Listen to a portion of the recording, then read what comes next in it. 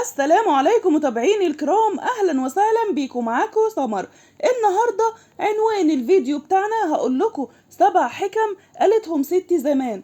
تعالوا نشوف ايه هما. زمان قالت لي ستي 7 يا ولدي لازم تشيل اسمهم من دفتر الاحباب.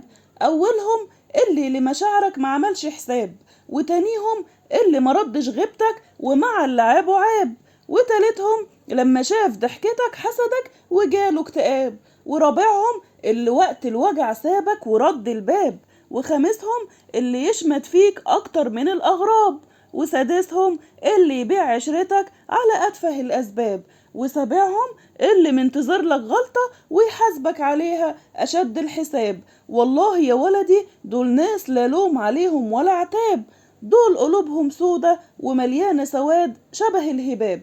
ربنا يكفينا شرهم، اللهم امين يا رب العالمين. ايه رأيكم بقى في الفيديو ده؟ مستنية رأيكم في التعليقات.